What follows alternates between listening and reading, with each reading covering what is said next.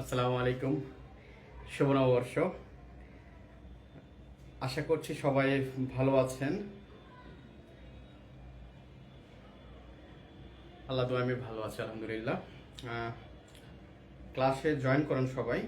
পাশাপাশি আমি ক্লাসের লিঙ্কটা দিয়ে দিচ্ছি আমি গ্রুপে, তাহলে সবার জন্য ভালো হবে। আমি ক্লাসের লিঙ্কটা দিয়ে দিচ্ছি, হ্যাঁ, আমি ক্লাসের লিঙ্কটা শেয়ার করে দিচ্ছি গ্রুপে, কোনো সমস্যা নেই। ওকে,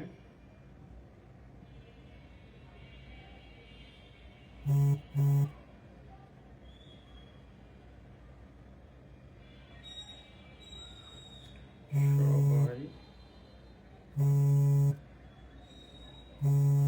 ক্লাসে জয়েন করুন। এত অধৈর্য হলে তো হবে না, এত অধৈর্য হলে হবে বলেন?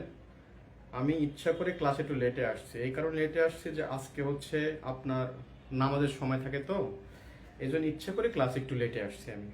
অনেকে প্রবলেম করতেছে যে স্যার নামাজের সময় ক্লাস হলে আমাদের একটু প্রবলেম হচ্ছে। আসলে এটাও তো উচিত না, নামাজের সময় আমি ক্লাস নেব, এটা কি উচিত? এটা তো উচিত না, এটা হওয়া উচিত না। হ্যাঁ, প্লিজ সবাই ক্লাসে জয়েন করুন।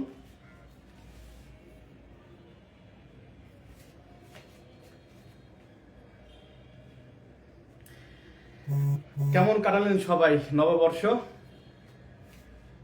নববর্ষ কেমন কাটালেন? হুম,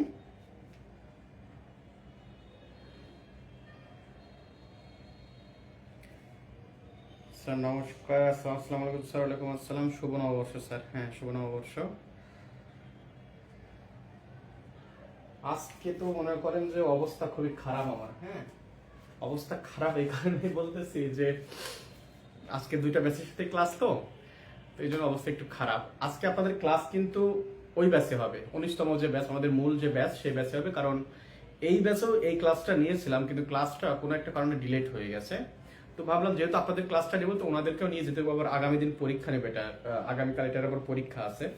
তো ওই জন্য আর কি নিলাম। আগামী দিন আপনারাও নতুন ব্যাচ আপনারা, পুরাতন ব্যাচ, এক্সাম ব্যাচ সবাই এই পরীক্ষাটাই দিবেন। আর নতুন ব্যাচের যে পরীক্ষাটা সেটা আমরা পরের দিন নেব, মানে বুধবার বৃহস্পতিবারের দিন। আমরা তো বৃহস্পতিবার আমাদের কোনো ক্লাস থাকে না, কোনো কিছু থাকে না, আমরা বৃহস্পতিবার দিন ওই পরীক্ষাটা নিয়ে নেব। মানে আপনার 2 নম্বর পরীক্ষাটা শুধুমাত্র নতুন ব্যাচের জন্য 2 নম্বর পরীক্ষাটা আমরা ওই দিন নিয়ে নেবো। আর আগামী দিন আর কাল যে পরীক্ষাটা হবে, আগামী বুধবার পরীক্ষাটা 3 নম্বর পরীক্ষা সবাই দিবেন, ঠিক আছে? 3 নম্বর পরীক্ষাটা সবাই দিবেন, আমাদের পুরাতন batch, new batch, exam batch সবাই দিবেন। আর নতুন ব্যাচের যে এই 2 নম্বর ক্লাসটা গ্যাপ আছে, এই গ্যাপের ক্লাসটা আমরা বৃহস্পতিবারে নিয়ে নেব। ওকে, আচ্ছা, আমরা কথাই বেশি না করে আমরা ক্লাসের দিকে ব্যাক করি। আজকে টপিক কি আমাদের? আজকে টপিক হচ্ছে আমাদের গ্রিক এবং রোমান। হ্যাঁ, গ্রিক ও রোমান, এই দুটো নিয়ে আমরা পড়বো, ঠিক আছে? তো দেখুন, যাই হোক, আমরা পড়তেছিলাম একটা সিকোয়েন্স মেনটেন করতেছিলাম। আমি মূলত একটা কথা বলি, আমি মূলত ক্লাস নিচ্ছি কিন্তু নতুন ব্যাচের জন্য, ঠিক আছে? আর পুরোনো যে ব্যাচ তাদের জন্য ক্লাসটা দিলাম এই কারণে তারা যদি দেখতে পারে, যেহেতু আপনাদের রোমান সমস্যা আছে, রোমান ক্লাসটা নেওয়া হয়নি। সো চাইলে আপনারা এখন ক্লাসটাকে স্কিপ করে গ্রিকটাকে স্কিপ করতে পারেন, করে রোমানে অ্যাটেন্ড করতে পারেন। এটাই সবচেয়ে ভালো হবে। যদি মনে করেন না আমি আবার ক্লাস করতে পারেন, আপনার যদি ধৈর্য থাকে ক্লাস করার, আপনি করতে পারেন, আমার কোনো সমস্যা নেই, ঠিক আছে? ওকে, আমরা গ্রিক এবং রোমান পড়বো। তাহলে আমরা কি করলাম, আমরা ওই যে সেই প্রাগৈতিহাসিক থেকে শুরু করে আমরা মিশর, আফ্রিকাতে পড়লাম, মেসোপটেমিয়া কোথায় পড়লাম আমরা, এশিয়া মহাদেশে, তারপর সিন্ধু পড়লাম কোথায়, দক্ষিণ এশিয়া, মানে ভারতীয় উপমহাদেশে পড়লাম, তাই না? দক্ষিণ এশিয়া। আচ্ছা, তাহলে একটা জিনিস দেখেন যে এবার আমরা কি করব, ওই যে সেই সভ্যতার জায়গাটা আসলে ইউরোপে কারা গেছিল, ইউরোপে আসলে কারা সভ্যতা প্রতিস্থাপন করছে বা কোথায় সভ্যতা গড়ে উঠছিল, আমরা সেই জায়গায় চলে যাবো, ঠিক আছে? ওকে, তো আমাদের প্রথম টপিক হচ্ছে গ্রিক। আমরা গ্রিকটাকে শেষ করব, তারপরে আমরা রোমানে ঢুকবো। দেখুন, একটা কথা বলি, বইয়ে সকল তথ্য দেওয়া আছে, আমি শুধু এখানে অ্যাডিশনাল কিছু ইনফরমেশন এখানে কি করব, অ্যাডিশনাল কিছু ইনফরমেশন আপনাদেরকে দিয়ে দিব। আর বইয়ের কোন জায়গাগুলো আপনারা ফোকাস করবেন সেই জায়গাটাকে আমি ধরাই দেবো, ঠিক আছে? এখন আমি যদি মনে করেন যে বইয়ে যা যা আছে আমি যদি ঠিক তাই তাই পড়াই, তাহলে আসলে দরকার কি আমার পড়ানোর? বই তো আছে, বই থেকে পড়ে নিতে পারেন। আমার কাজ হচ্ছে বই যেটা আছে সেটা তো থাকলো, সেখানে কোন কোন জায়গায় আমি ফোকাস করবো সেখানে আপনি কি করবেন, মার্ক করবেন। পাশাপাশি কিছু অ্যাডিশনাল ইনফরমেশন দিব, যে ইনফরমেশনগুলো আপনারা কি করবেন, খাতা লিপিবদ্ধ করবেন। এই যে অ্যাডিশনাল ইনফরমেশন, এই ইনফরমেশনগুলোই আপনাদেরকে একটা সময় বাঁচাবে। কেন বাঁচাবে জানেন? এটা এমন হবে যে দেখা যাচ্ছে যে পাস মার্কস হচ্ছে, কিন্তু এই তথ্যগুলো আপনাকে দেখা যাচ্ছে পাস মার্ক পার করে দিবে। আবার এমন হচ্ছে যে দেখা যাচ্ছে যে আপনার একটা ভালো রেজাল্ট হওয়ার জন্য দেখা যাচ্ছে যে আপনার একটা ভালো পজিশন বা স্কোর বা আপনার অবস্থান হওয়ার জন্য কিছু মার্কস দরকার ছিল। এই মার্কসটা জেনারেলি সবাই পাইছে, কিন্তু আপনি এই অ্যাডিশনাল যে তথ্যগুলো আপনি পাবেন সেখান থেকে আপনার ওই জিনিসটা পূরণ হয়ে যাবে, ঠিক আছে? তো এই অ্যাডিশনাল ইনফরমেশনগুলো চেষ্টা করবেন লিখে রাখার। পাশাপাশি আপনারা বইয়ে যেটা আছে সেটা আমি একটু মার্ক করবো দেবো, আপনি এটা মার্ক করে নেবেন, একটু নিচে একটু লাল কালি বা কালো কালি মার্ক করলেন, কিংবা একটা হাইলাইটারে মার্ক করে নিলেন। আর এরকম করলে আপাতত হবে ইনশাল্লাহ, ঠিক আছে? তো যাই হোক, এখন তাহলে আমরা কোথায় যাব? গ্রিক সভ্যতা আমরা ঢুকবো, তাই না? গ্রিক সভ্যতা। আর একটা কথা বলি আপনাদেরকে, আমি চিন্তা করছি যে আমাদের পরীক্ষার প্যাটার্নটা চেঞ্জ করব। পরীক্ষা প্যাটার্ন চেঞ্জ করবো কেমন? আমরা পরীক্ষা তো নিচ্ছি, পরীক্ষা তো নিতেই থাকবো। আমরা যখন ওই যে শেষ করব না, যখন শেষ করব তখন আমরা এভাবে সভ্যতার উপরে একটা মডেল টেস্ট নেব। তাহলে আমরা যে কটা সভ্যতা পড়ছি তার টোটালটার উপরে একটা মডেল টেস্ট থাকবে 100 মার্কের। তখন আমি যখন আপনাদেরকে ধরবো বা কোশ্চেন করব, তখন আপনারা কিন্তু তখন ঠিকই কম্পেয়ার করতে পারবেন যে কোন সভ্যতা কোন তথ্য, তখন আপনারা কিন্তু এটা কিন্তু কম্পেয়ার করতে পারবেন। যেমন আমি এশিয়ার তথ্য বলতেছি, গ্রিকের তথ্য মানে আফ্রিকার তথ্য বলতেছি, ইউরোপের তথ্য বলতেছি, প্রত্যেকটা সভ্যতা কোনো না কোনো নদীর তীরে অবস্থিত সেটা বলতেছি। তাহলে এই যে বিষয়গুলোকে নিয়ে আমরা যদি এখন চিন্তা ভাবনা করি, তাহলে দেখবেন যে মোটামুটি আপনি কম্পেয়ার করে পড়তে পারছেন কোন সভ্যতা কোথায় ছিল, কি ছিল, কোন সভ্যতা কোনটা ভাস্কর্য, কোনটা স্থাপত্য ছিল, এগুলো আপনারা মোটামুটি তখন একটা কম্পারিজন করে একটা পড়াশোনা করতে পারবেন। আশা করি আপনারা বুঝতে পারছেন। তো দেখেন, গ্রিকের কথা বলি। এখন আমরা কি করব? আমরা হলো ঢুকবো। দেখেন, আমরা কিন্তু অন্য সভ্যতা পড়ছি, পড়ার ক্ষেত্রে আমি দেখছিলাম এশিয়াতে সবচেয়ে প্রাচীন সভ্যতা আমরা আগে পড়ছি কোনটা? মেসোপটেমিয়া। তারপর আমরা সিন্ধু পড়ছি কোথায়? দক্ষিণ এশিয়া। তো এইভাবে আমরা ইউরোপে অনেকগুলো সভ্যতা আছে, অনেক সভ্যতা আছে। তার মধ্যে সবচেয়ে প্রাচীন সভ্যতা যেটা হিসেবে ধরা হয় সেটা হচ্ছে গ্রিক সভ্যতা।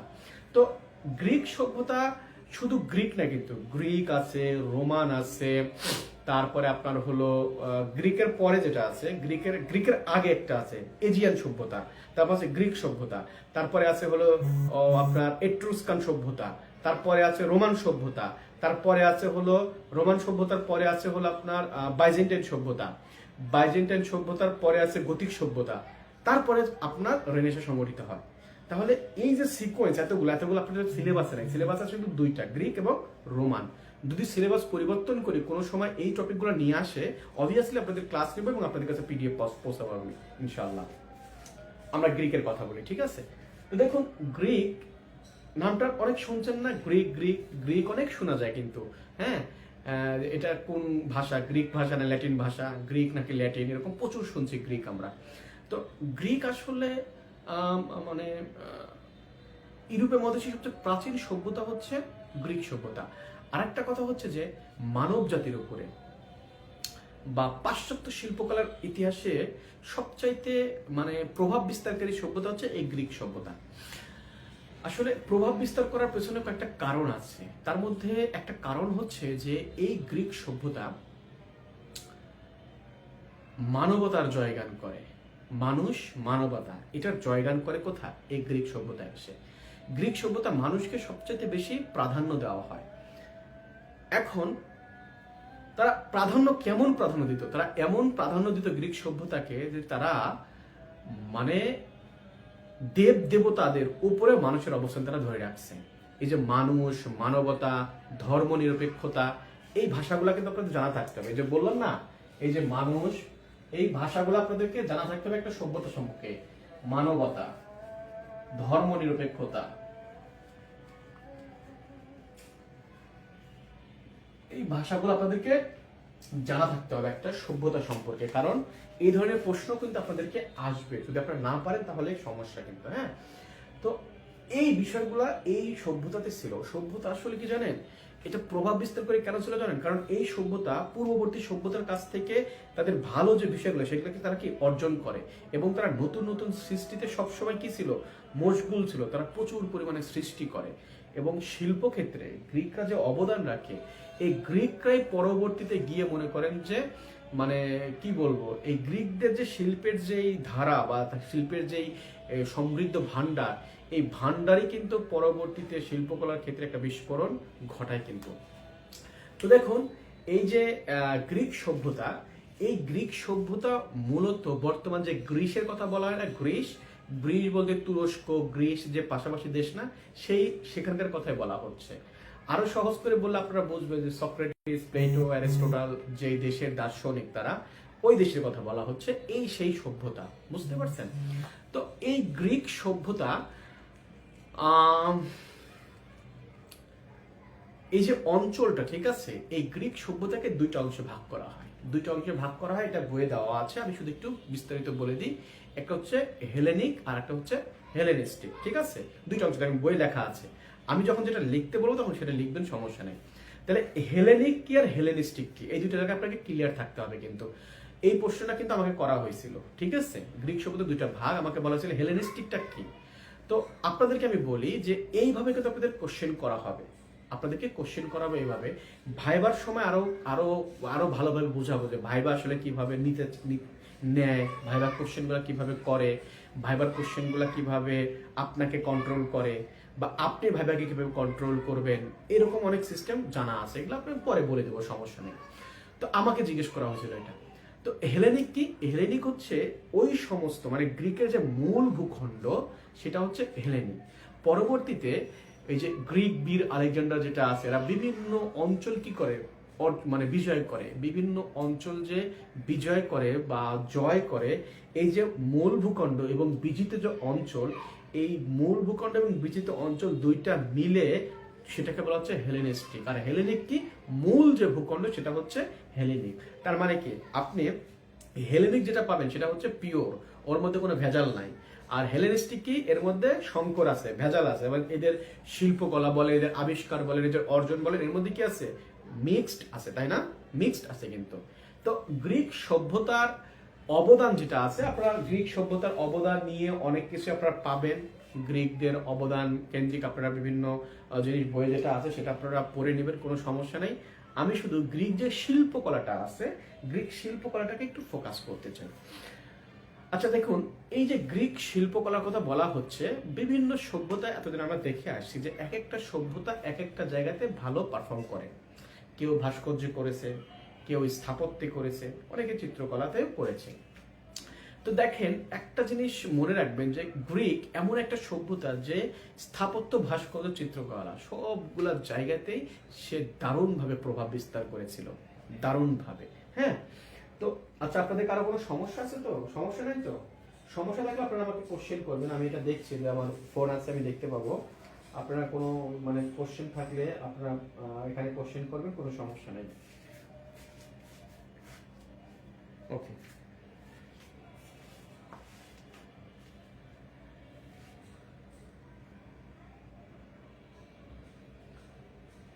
খাগড়াছড়ি থেকে বলছি। খাগড়াছড়ি থেকে কে ভর্তি হয়েছে আমার এখানে খাগড়াছড়ি থেকে কেউ ভর্তি হয়নি। আমার কাছে তো খাগড়াছড়ি থেকে কেউ ভর্তি হয়নি। আমার লাইভ থেকে ওপেন হয়ে গেছে না গ্রুপে আছে? 1 মিনিট, লাইভ থেকে ওপেন হয়ে গেছে?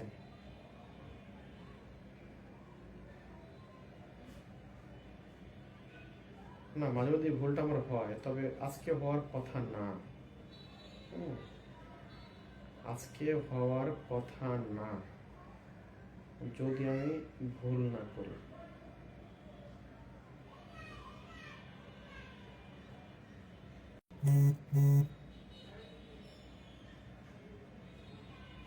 দেখছেন, সবগুলা গ্রুপে ক্লাস লিঙ্ক দিয়েছে, ক্লাস লিঙ্ক খুঁজে পাচ্ছি না। আল্লাহ তুমি আমাকে ধৈর্য দাও, আর যারা বোঝে না তাদেরকে বুঝ দাও, তাদেরকে হেদায়েত দাও। দেখুন, এখন এই যে গ্রিক, এই গ্রিকের স্থাপত্য সম্পর্কে আমরা একটু বলি, স্থাপত্য নিয়ে কথা বলি। গ্রিকদের স্থাপত্য মানে গ্রিকরা স্থাপত্যের ক্ষেত্রে তারা কিছু রীতি আপনার আবিষ্কার করেছিল, বা রীতি তারা মেনে চলতো। সেই রীতিগুলোর মধ্যে উল্লেখযোগ্য 3টা রীতি আছে, আপনাদের বইয়ে দেওয়া আছে এটা। এই 3টা রীতি, সেটা হচ্ছে দেখেন আপনাদের আয়নিক, ডোরীয়, আয়নিক এবং কারেন্টীয়, ঠিক আছে? 3টে রীতি দেখেন দেওয়া আছে। এটা হচ্ছে ডোরীয়, আয়নিক, আয়নীয় বা আয়নিক যে কোনো একটা বললে হবে, আর কারেন্থীয়। এই তিনটা আপনাদের দেখেন দেওয়া আছে বৈশিষ্ট্য। আচ্ছা, এই যে গ্রিকদের স্থাপত্য তৈরি করতে গেলে এই তিনটা বৈশিষ্ট্যর কথা বলা হচ্ছে কিসের উপর ভিত্তি করে? এই তিনটা বৈশিষ্ট্য কিসের উপর ভিত্তি করে তারা তৈরি করছে? এটা কিন্তু আপনার ওই যে থাম আছে না, কলাম থাম, ওই থাম্বের উপর ভিত্তি করে কিন্তু এই বৈশিষ্ট্যগুলো বলা হয়েছে। এখন আপনি গ্রিকের বৈশিষ্ট্য পড়ে গেলেন অনেকবার, গ্রিকের কারেন্থীয়, আয়নিক এবং আপনার ডোরীয় রীতি পড়ে গেছেন, আপনি খুব ভালোভাবে পড়ে গেছেন। এখন আপনাকে প্রশ্ন আসছে যে এই যে রীতি এটা কিসের উপর ভিত্তি করে তৈরি করা হয়েছে বা নির্ধারণ করা হয়েছে? তখন আপনি বললেন হ্যাঁ হ্যাঁ আমি তো সব পড়লাম, কিন্তু কিসের উপর ভিত্তি করে জানি না আমি। এটা হচ্ছে আপনার যে কলামগুলো আছে বা যে থামগুলো আছে, কলাম বা থাম, এই কলাম বা থামের উপর ভিত্তি করে কিন্তু এই রীতিগুলা তৈরি করা হয়েছে, ঠিক আছে? আবার দেখেন ওই যে আমরা প্রাগৈতিহাসিক সময়কালে পড়ছিলাম না একটা জিনিস, যে বিভিন্ন যুগের কথা বলছিলাম, এই যুগগুলোকে ভাগ করেছিল কিসের উপরে?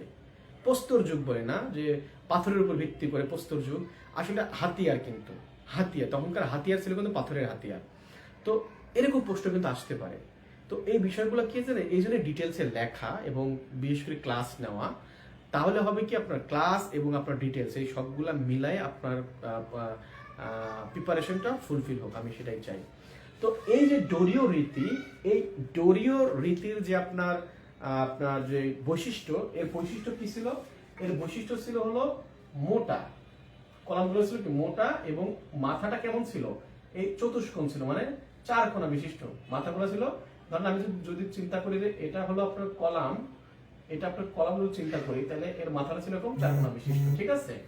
এই কলামে চার কোণা বিশিষ্ট ছিল, এই মাথাটা এরকম এরকম ছিল, তাহলে ঠিক আছে? জাস্ট আমি শুরু করে দিলাম, এটা লিখতে হবে আবার এই জন্য। তাহলে এর বৈশিষ্ট্য এরকম। আচ্ছা, এর প্রকৃত উদাহরণ কি? এর প্রকৃত উদাহরণ হচ্ছে দেবী এথেনার মন্দির। এথেনার মন্দির, হ্যাঁ, এথেনার মন্দির এর উদাহরণ হচ্ছে এটা। ওকে, আচ্ছা দেখুন, ওকে, এখন আপনার আয়নিক রীতি, এর কি ছিল? এর থামগুলো ছিল, এটা কি ছিল? মোটা, মোটা এবং চারকোনা। এই যে মোটা ছিল, এই মোটা ছিল এটা, আর চারকোনা ছিল মাথা। এটা ছিল লম্বা, লম্বা সরু ছিল এটা। আর এই মাথায় কি ছিল? কারুকার্য ছিল, কারুকার্য ছিল, ঠিক আছে? তাই বলে এই যে আয়নিক রীতির যে কথা বলতেছি, এর থামগুলো ছিল বা মানে কলামগুলো ছিল কেমন, লম্বা, এবং মাথার উপর কি ছিল? এই মাথার উপর চারকোনা, এখানে কারুকার্য ছিল, ঠিক আছে? আপনি এটা মনে রাখবেন।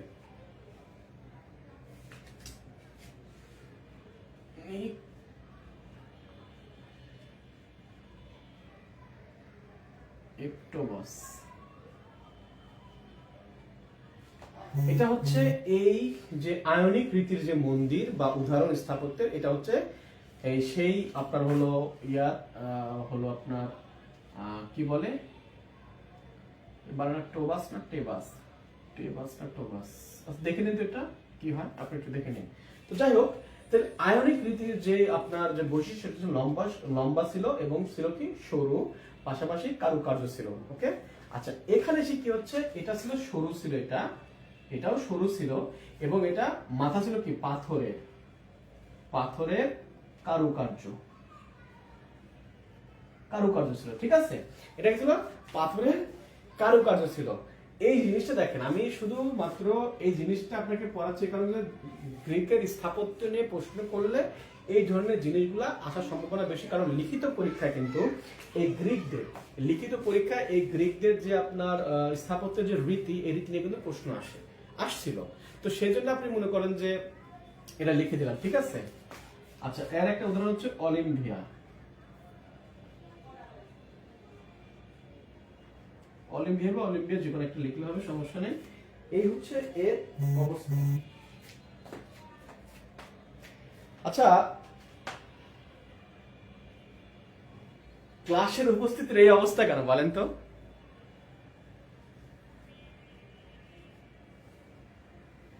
সবাই ক্লাস যদি পরে দেখতে চায়, তাহলে লাইভ ক্লাস নিয়ে লাভ কি? তাহলে লাভ আছে? লাইভ ক্লাস নিয়ে কোনো লাভ আছে? যাই হোক, আশা করি আপনারা লিখছেন, আমি মুছে দিলাম এটা।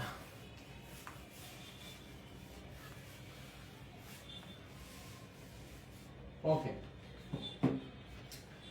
দেখুন এই স্থাপত্যের অনেকগুলো উদাহরণ এখানে আছে, ঠিক আছে? স্থাপত্যের অনেকগুলো উদাহরণ আছে, তার মধ্যে একটা হচ্ছে উল্লেখযোগ্য হচ্ছে হেরার মন্দির।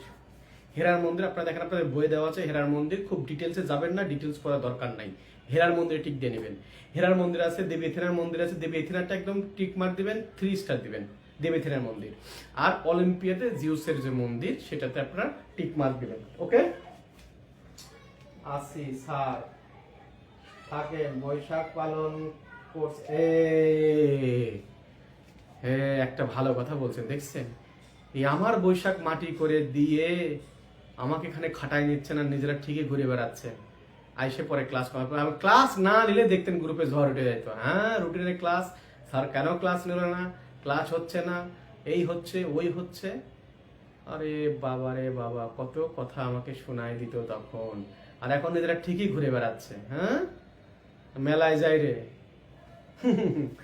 মেলায় যাই রে, বাসন্তী রং শাড়ি পরে মেলায় যাই রে। আমি সবার কমেন্ট ইংরেজিতে দেখছি, কেন নাকি সবাই ইংরেজিতে কমেন্ট করছেন? না সীতা দাস, আপনার কমেন্ট কিন্তু আমি বাংলাতে দেখতে পাচ্ছি, সমস্যা নাই। আর ইংলিশ হলে আপনার ফোন করে ট্রান্সলেট করে রাখছেন, কেউ বাংলায় মেসেজ করলে আপনার ট্রান্সলেট আপনার কাছে ইংলিশে চলে যাবে। আপনি মানে আইএলটিএস এর প্রিপারেশন নিচ্ছেন, তাই না?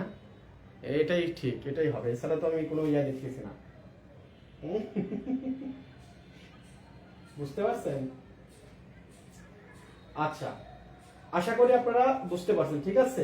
তাহলে আমি কি বললাম? হেরার মন্দিরের কথা বললাম, তারপরে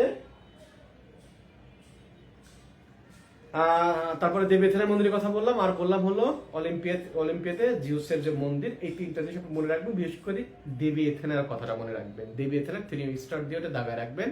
আর ডিটেলসে পড়ার দরকার নাই, ডিটেলসে পড়লে দেবী এথেনার মন্দিরটা একটু ডিটেলস পড়তে পারেন, কারণ ভেতর থেকে কোনো প্রশ্ন করলে তখন যেন আপনি একটু যেন বুঝতে পারেন। তাহলে দেবী এথেনার মন্দিরটা হলো খুবই গুরুত্বপূর্ণ।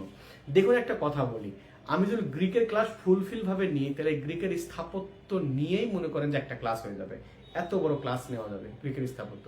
গ্রিকের চিত্রকলা কিন্তু তাই, এবং গ্রিকের যে আপনার ভাস্কর্য, সেখানেও কিন্তু কম না, ভাস্কর্য জায়গাটাও কিন্তু মানে মারাত্মক জায়গা ওখানে তৈরি হয়ে আছে। তারপরে আমরা কি করব, শর্ট অনুযায়ী আমরা যেহেতু আমরা এমসিকিউ পরীক্ষা দেব, সেই অনুযায়ী আমরা আস্তে আস্তে এটাকে ভাগ ভাগ করে নিয়ে আমরা আঁকাবো, ঠিক আছে?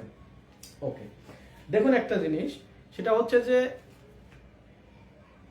স্থাপত্যের কথা বললে মূলত এই জিনিসগুলোকে সামনে নিয়ে আসবে, সামনে থাকবে। আপনারা একটু এভাবে প্রিপারেশন নেবেন, পাশাপাশি আপনারা আপনাদের বইটাকে একটু ভালোভাবে পড়বেন। আচ্ছা, এবার আসি আমরা চিত্রকলা। দেখুন গ্রিকের চিত্রকলা, গ্রিকরা চিত্রকলার যে উদাহরণ তারা পাওয়া যায়, গ্রিকের আগে চিত্রকলা আমরা শুধু মাত্র চিত্রকলাটা খুব ভালো পাই, সেটা হচ্ছে মিশর। খুব ভালো না, মোটামুটি ভালো পাই, এই কারণে যে মিশরে সেই সময় পাথরের যে দেয়ালে বা পিরামিডের দেয়ালে বা মন্দিরের দেয়ালে যে আপনার করা হতো, চিত্রকর্ম করা হতো, ওই জন্য মূলত এটা পাওয়া যায়, তাছাড়া আসলে পাওয়া যেত না। তো গ্রিকদের চিত্রকর্মগুলো পাওয়া যায়, এই কারণে পাওয়া যায় তাদের চিত্রকর্মগুলো সব করা হতো মৃৎপাত্রে। তারা প্রচুর মৃৎপাত্র তৈরি করতো, বিভিন্ন প্রয়োজনকে সামনে রেখে তারা মৃৎপাত্র তৈরি করতো। যেমন তারা বিভিন্ন শস্য রাখার জন্য মৃৎপাত্র তৈরি করতো, তারা খাবার পানি সংগ্রহের জন্য মৃৎপাত্র তৈরি করতো, তারা বিভিন্ন প্রয়োজনীয় জিনিসপত্র রাখার জন্য মৃৎপাত্রের ব্যবহার ছিল। এই ব্যবহৃত জিনিসের সৌন্দর্য বৃদ্ধির জন্য হলো তারা মৃৎপাত্রের উপরে বিভিন্ন রকমের ছবি আঁকতো বা চিত্রকর্ম করতো। তার মানে এই যে গ্রিকদের যে মৃৎপাত্রের কথা বলা হচ্ছে, এই গ্রিক মৃৎপাত্রকে বলা হচ্ছে ভাস পেইন্টিং। ভাস পেইন্টিং, ঠিক আছে? এই গ্রিকদের যে মৃৎপাত্র তাকে বলা হচ্ছে ভাস পেইন্টিং। তাহলে যদি কখনো প্রশ্ন করা হয় যে গ্রিকদের চিত্রকলার একমাত্র উদাহরণ কোনটি বা একমাত্র অবলম্বন কোনটি, তখন আপনাকে কিছু অপশন দিবে, এমন কিছু অপশন দিবে আপনি কনফিউজড হয়ে যাবেন। তখন এই অপশনগুলোর মধ্যে আপনাকে অবশ্যই ভাস পেইন্টিং বা মৃৎপাত্র, আবার ভাস পেইন্টিং মানে আবার মৃৎপাত্র পড়ছি হলো আমি ভাস পেইন্টিং, আর এখানে দিল মৃৎপাত্র, বা আমি পড়ছি মৃৎপাত্র দিছে ভাস পেইন্টিং, এরকম কেন হলো? এটা যেন আমার মাথাতে না আসে, ঠিক আছে? এটা আপনারা একটু বোঝার চেষ্টা করবেন। ওকে, তাহলে গ্রিকদের যেই চিত্রকলা তার একমাত্র মানে উদাহরণ কোনটা? এই হলো মৃৎপাত্র। আচ্ছা, এই যে গ্রিক মৃৎপাত্র বা চিত্রকলা, এই মৃৎপাত্রের কিছু ব্যাপার আছে, যেমন এখানে করণ কৌশল আছে, এখানে উপকরণ আছে, এখানে বৈশিষ্ট্য আছে, এখানে প্রস্তুত প্রণালী আছে, বিভিন্ন রকমের জিনিস এখানে আছে। এই জিনিসগুলো পড়তে হয় না তা না, পড়তে হয় কখন? যখন আমাদের লিখিত আকারে লিখতে হবে তখন আমাদের পড়তে হয়।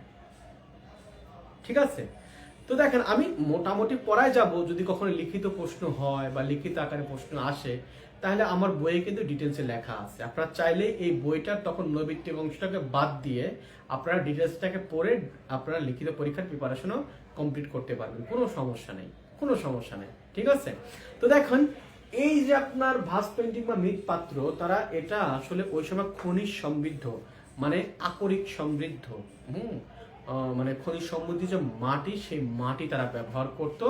এবং আচ্ছা, এই মাটি তারা ব্যবহার করত এবং তারা এর প্রস্তুত প্রণালী নর্মালি এখন যে প্রস্তুত প্রণালীগুলো আছে ঠিক সেরকমই। তারা মাটি নিয়ে আসতো, ভিজাতো, সেগুলাকে মানে আগাছা মুক্ত করতো, তারপরে সেটা আপনার মনে করেন যে কাদা করতো, শুকাইতো, তারপরে তারা এটা দিয়ে মৃৎপাত্র বানাইতো। ঠিক আছে? এবং মৃৎপাত্র বানানোর পরে সেখানে তারা শিল্পীরা আবার সেখানে পেইন্টিং করতো। তাহলে মৃৎপাত্র বানাতো কারা? কুমার। আর পেইন্টিং করতো কারা? শিল্পীরা। প্রথম দিকে যারা মৃৎপাত্র বানাইতো তাদের কদর ছিল বেশি, যারা শিল্পী, যারা এখানে চিত্রকর্ম তৈরি করতো তাদের কদর খুব একটা ছিল না। ওই যে কুমারের আন্ডারে একজন শিল্পী কাজ করত। পরবর্তীতে এসে এই শিল্পীদের কদর বেড়ে যায়, শিল্পীদের কদর তখন বেড়ে যায়। তো যাই হোক, এই যে মৃৎপাত্র তারা তৈরি করে, তাহলে মানে এই মৃৎপাত্র তৈরি করতে গিয়ে তারা বিভিন্ন রকমের পদ্ধতি তারা ব্যবহার করে থাকে। তো এখানে কিছু কিছু পদ্ধতি আছে, যেমন ধরেন যে এখানে হচ্ছে আপনার জ্যামিতিক প্যাটার্ন তারা কিন্তু ব্যবহার করে, জ্যামিতিক প্যাটার্ন ব্যবহার করে। তারা বিভিন্ন পৌরাণিক কাহিনী এখানে নিয়ে আসে। তার মানে আপনার বিষয়বস্তু হিসেবে তারা পৌরাণিক কাহিনী, তারপরে জ্যামিতিক যে নকশা, সেগুলাকে তারা কিন্তু এখানে নিয়ে আসে। কিন্তু তারা এখন এই যে মৃৎপাত্রগুলা আছে, এই মৃৎপাত্রগুলা একটা মৃৎপাত্রের কয়টা অংশ থাকে এটাও কিন্তু ডিটেলসে লেখা আছে। একটা মৃৎপাত্রের মোট 5টা অংশ থাকে। ঠিক আছে? এটাও কিন্তু আপনাদের বইয়ে কিন্তু লেখা আছে। জিনিসটা একটু দেখে নেন, একটু দেখেন, আমি বলতেছি, আপনারা একটু জিনিসটা একটু দেখার চেষ্টা করেন। একটা মৃৎপাত্রে 5টা অংশ থাকে, এটাও কিন্তু একটু ভেবে রাখার বিষয়। কারণ যদি কখনো মৃৎপাত্রের যে প্রশ্ন করতে হয়, তার মৃৎপাত্রের প্রতি একটা আলাদা ইন্টারেস্ট আছে, তখন সে কিন্তু এখান থেকে একটু ডিটেলসে কোশ্চেন করতেই পারে। সেটা মানে হতে পারে, কিন্তু মানে এখানে অবাক হওয়ার কিছু থাকবে না তখন আর। এই মৃৎপাত্রগুলোর মধ্যে উল্লেখযোগ্য মৃৎপাত্র কোনগুলো? এখন দেখেন, আমি যদি এখন আপনাকে বলি যে ডিপাইনাল ক্রোকার যে একটা মৃৎপাত্র আছে, ক্রেটার, ডিপাইনাল ক্রেটার, এই মৃৎপাত্রের বর্ণনা যদি আমি চাই, তাহলে এই মৃৎপাত্র নিয়েই মনে করেন যে অনেক বিশদ বর্ণনায় কথা বলা যাবে। যেমন এখানে মৃৎপাত্রের ব্যাকগ্রাউন্ড কেমন ছিল, মৃৎপাত্রের চিত্রকর্মগুলো আসলে কোন থিমকে নিয়ে কাজ করছে এখানে। তারপরে দেখেন এখানে একটা মানে এখানে এমন একটা মানে কাজ করে, দেখেন এখানে সবেও মানে একটা মিতের যাত্রা হচ্ছে সেরকম একটা চিত্র সেখানে অঙ্কন করছে। এবং পরবর্তীতে তারা বিভিন্ন রকমের জ্যামিতিক যে নকশা, সেটা দিয়েও তারা সেটা সৌন্দর্য বর্ধনে কাজ করে গেছে। কিন্তু পাশাপাশি তারা বিভিন্ন ফুল লতা পাতা দিয়েও কাজ করে গেছে। শুধু কি তাই, আরো মৃৎপাত্র আছে, যে মৃৎপাত্রগুলা কি মানে সাদা ব্যাকগ্রাউন্ড উপরে কালো ফিগার, কালো ব্যাকগ্রাউন্ড উপরে লাল ফিগার, লাল ব্যাকগ্রাউন্ড উপরে কালো ফিগার, এইভাবে তারা কিন্তু করে গেছে মৃৎপাত্রের বিভিন্ন রকমের আপনার কাজ। তো এই মৃৎপাত্রগুলোর মধ্যে দেখেন উল্লেখযোগ্য মৃৎপাত্র আছে হলো ডিপাইনাল ক্রেটার একটা, এটা খুবই গুরুত্বপূর্ণ, এটা মাথায় রাখেন, একটা টিক চিহ্ন দেন, এটাতে এই 3 স্টার দেন। ঠিক আছে? ডিপাইনাল ক্রেটার, এটা টিক চিহ্ন দেন। ঠিক আছে? ফাঙ্কুইস, এটা একটা মৃৎপাত্র। তারপর আপনার হচ্ছে যে মানে এটাকে বলে হলো কি বলে এটারে, সাদার উপর কালো ফিগার, কালোর উপরে সাদা ফিগার, এগুলো সব এক একটা মৃৎপাত্রের উদাহরণ। তবে আপনারা এখানে ডিপাইনাল ক্রোকার আর ফ্রাঙ্কোইস, এই দুইটা জিনিসকে আপনারা মগজে গেঁথে নেন বা এই দুইটাকে আপনারা হাইলাইট করে ফেলেন। দেখুন, একটা কথা বলি, এই পুরা বইটা পড়ে মুখস্থ রাখাটা আপনার পক্ষে সম্ভব না, এটা আমার পক্ষেও সম্ভব না, আমিও পারি না। পুরা বইটা পড়ে মুখস্থ রাখতে আমিও পারি না। কারণ কোন শিল্পকর্মের কোন কোন উদাহরণ আছে এগুলা সবকিছু আমি বলতে পারবো, তবে আমি মেন গুলা বলতে পারবো। আমিও চাই আপনারা সবগুলা না বলতে পারলেও মেন গুলা যেন আপনারা বলতে পারেন, ঠিক আছে? বুঝতে পারছেন? তো এটা হচ্ছে মনে করেন যে আপনার এই যে কি বলে এটারে, গ্রিক যে মৃৎপাত্র, সেই মৃৎপাত্রের মোটামুটি একটা আলোচনা, এবং আপনি মৃৎপাত্র বলতে চিত্রকলাই বলতে পারেন। এখানে অনেক আলোচনা ছিল, সেগুলাকে আসলে আমি একটু স্কিপ করছি এই কারণে যে আসলে এগুলা নৈর্মিত্তিকের জন্য গুরুত্বপূর্ণ কম, আর সবচেয়ে বড় কথা যে এগুলা লিখিতের জন্য বেশি গুরুত্বপূর্ণ। ওকে, তো মৃৎপাত্র নিয়ে আমাদের স্যার আমি স্যার, ও আচ্ছা স্যার আপনি ঘেমে, আরে ঘামলে মানুষ শেষ হয় না, ঘামলে তো শেষ হওয়ার কিছু নাই, ঘামলে তো ঘাম এটা অবশ্য সঠিক, অতিরিক্ত ঘেমে যাচ্ছে আমি, এটাও ঠিক। আসলে কি করব ঘামলে বলেন, এখন যদি এখন ফ্যান দিয়ে আপনারা শুনতে পারবেন না আমার কথা এমনিতেই যে। আচ্ছা, আমি গতকাল বলছিলাম একজন আমার ইয়ে করতে, মাইক্রোফোন কেনার কথা বলছিলেন। মাইক্রোফোন আমার আছে, একটা না দুইটা আছে। সমস্যা হচ্ছে যে এই ফোনটা, এই ফোনে আমি যে মাইক্রোফোনই দিই না কেন মাইক্রোফোন কানেক্ট হয়, কিন্তু সাউন্ড ওই ফোনে পৌঁছায় না। আমি দেখেছি, অনেক ট্রাই করে দেখছি যে এটা হয় না। তো যার কারণে এখন মাইক্রোফোনটা চেঞ্জ করতে পারি। কারণ মাইক্রোফোনের সমস্যার জন্য একটা চেঞ্জ করছিলাম, পরে দেখলাম যে না, মাইক্রোফোনের সমস্যা, ফোনের সমস্যা। এখন ফোনটাই চেঞ্জ করব, হয়তো আগামী দিনে এই ফোনটা চেঞ্জ করবো আর কি। চেঞ্জ করে নতুন একটা ফোন নিতে হবে, নতুন ফোন নিয়ে তখন আবার ক্লাস নিতে আর সমস্যা হবে না। তবে চেষ্টা করবো সামনে বার ক্যামেরায় ক্লাস নেওয়া, যাতে করে ফোন টোন এগুলা ঝামেলা এগুলা না থাকাই ভালো। চেষ্টা করবো আমি সামনেবার ক্যামেরায় ক্লাস নেওয়া। যাই হোক, এই যে সেটআপ পেটআপ সবগুলো এগুলো সেটআপ পেটআপ সব চেঞ্জ করে ফেলবো, করে ইয়াতে ক্লাস নেবো। হ্যাঁ,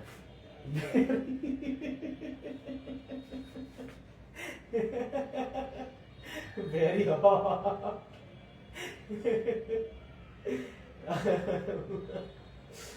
যাই, মজা পেলাম একটু, ব্যাপারটা ভেরি হট, এটা সত্যি।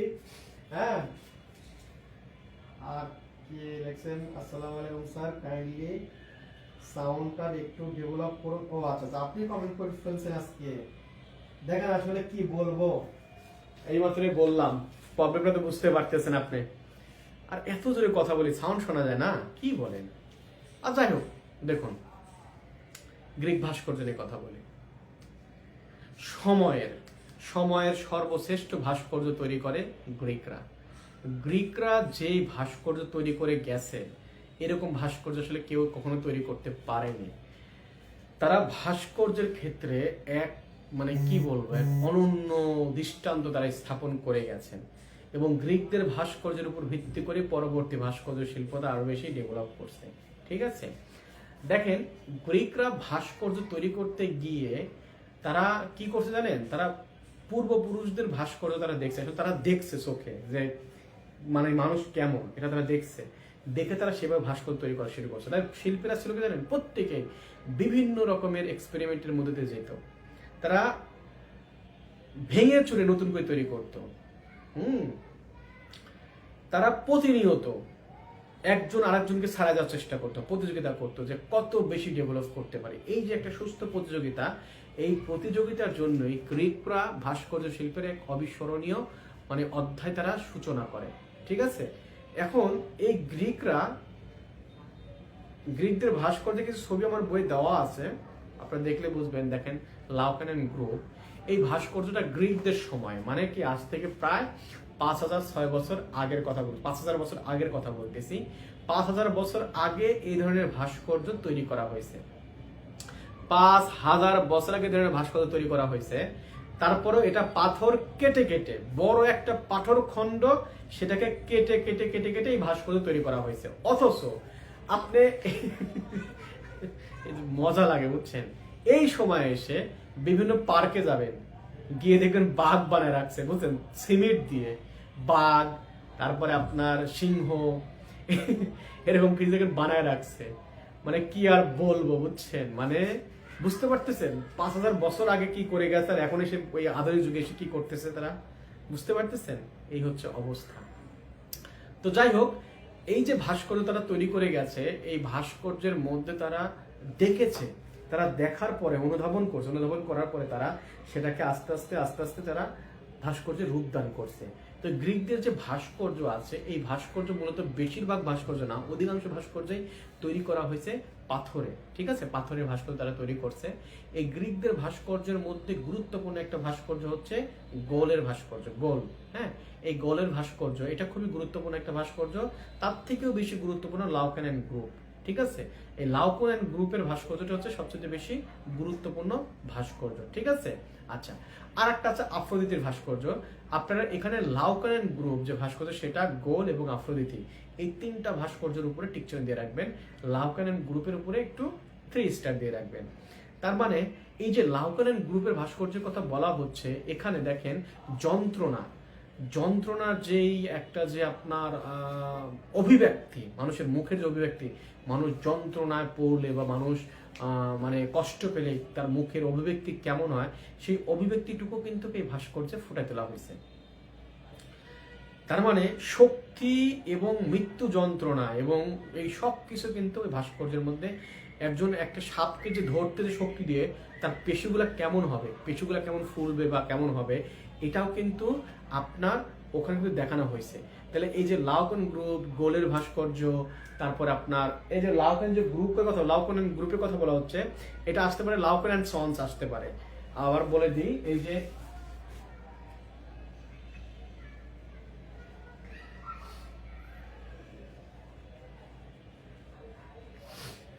গ্রুপ এর অল্টারনেটিভ আসতে পারে লাউকান অ্যান্ড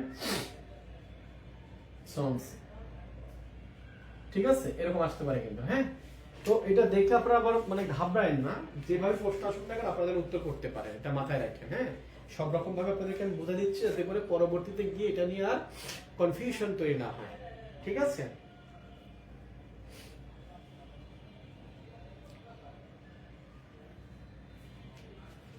কারো কোনো সমস্যা বা কারো কোনো জিজ্ঞাসা? সামনে বাঘ পিছনে কুকুরের মতো খুব ভালো শোনা যায় তো। ভালো শোনা যাচ্ছে একটু। আপনার রিমা, আমারও ফ্যান অফ করে ক্লাস করতে হয়, নাহলে শোনা যায় না। হাই রে খোদা রে, আপনারা তো আমার মতো গরিব না, আপনারা তো এসি লাগাইতে পারেন, তাই না? আপনারা তো এসি লাগাইতে পারেন, আপনারা কি আমার মতো গরিব? আমার মতো গরিব হলে আপনারা ফ্যানের বাতাসে কষ্ট করবেন, ফ্যান বন্ধ রাখবেন।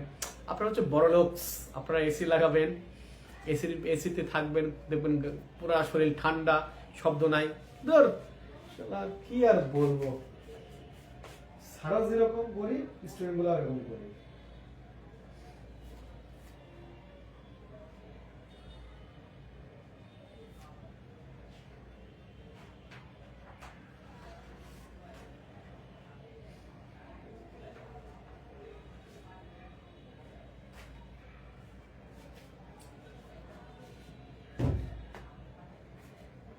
ইয়ারফোন দিয়ে শুনতেছি স্যার।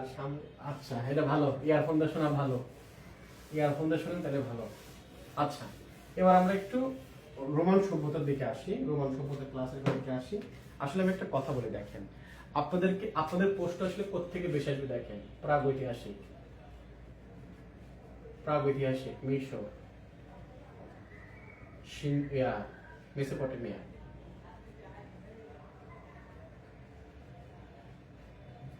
আর হলো গ্রিক। আপনাদের প্রশ্ন আসলে এখান থেকে বেশি আসবে, এর মাঝখানে এটা আর এটা গুরুত্বপূর্ণ বেশি, এগুলো থেকে প্রশ্ন বেশি আসবে, ঠিক আছে। এগুলো থেকে প্রশ্ন বেশি আসবে আপনাদের, অন্যগুলো থেকে প্রশ্ন আসবে তা বলতেন, যদি মানে থাকে না একটা একটু গুরুত্বপূর্ণ গুরুত্বপূর্ণ কম গুরুত্বপূর্ণ, এগুলো আর কি, বুঝতে পারছেন? তো এগুলোর থেকে আপনাদের প্রশ্ন বেশি আসবে, তো এগুলো একটু ভালো করে পড়ার চেষ্টা করবেন, তাহলে হবে। আসি রোমান সভ্যতা, রোমান সভ্যতায় আসে। হে, আমি তো খেয়ালই করিনি, এ তো ডিসকালার হয়ে গেছে ফিজে, এই বুকের কাছে এক কালার, এখানে এক কালার। যাক, এই শুধু যদি একটু ঘামে টামে একটু একটু ওজনটা কমে। আমার ওজন কত জানেন? শুনলে অবাক হয়ে যাবেন, কেউ বুঝতে পারে না আমার ওজন। এর আগেও ক্লাসে বলছি, আমার ওজন সবাই আইডিয়া করে 65-62, কেউ বলে 69-70-72, এরকম আইডিয়া করে, এর বেশি কেউ যায় না। মানে খুব যদি কেউ মানে কালি করে বলে, একদম খুব বেশি হলে সবাই বলে যে ওজন 75, এর বেশি না। কিন্তু বাস্তবতা ভিন্ন জিনিস। বাস্তবতা হচ্ছে যে আমার ওজন এখন প্রায় 83 কেজির উপরে। বোঝা যায়? 83 কেজির উপরে ওজন আমার। এইটুকু একটা মানুষ এত ওজন হলে চলবে? বলেন, ওজন কমাইতে হবে। আর কমাই দেবা, এর থেকে কত পরিশ্রম, এর থেকে বেশি পরিশ্রম করলে মানুষ তো কবরে চলে যাবে। এর থেকে পরিশ্রম করা যায়? খাবার তো খাই 2 বেলা, তাও কমতেছে না।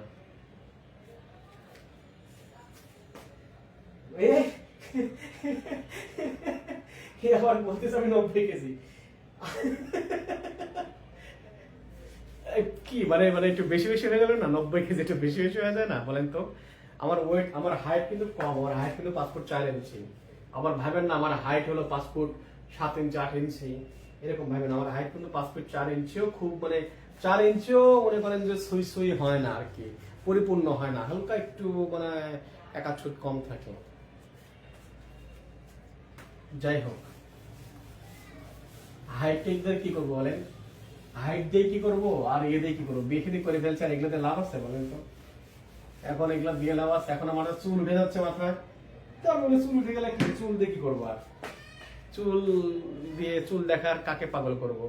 কাকে তো পাগল করা কেউ নাই, আর বিয়ে তো করেই ফেলছি। এখন যদি ধরেন যে সিস্টেম এরকম হতো যে একের অধিক সুযোগ আছে, মানে সুযোগ আছে কিন্তু প্রেক্ষাপট বলতেছি আর কি, তাহলে না তখন না নিজের শরীরে যত রত্ন করতাম, যে পরে তো পাওয়ার কিছু আছে, সব তো শেষ হয়ে যায়নি এখনো, তখন একটু না হয় নিজেকে একটু একটু বুঝে নিত আর কি তখন।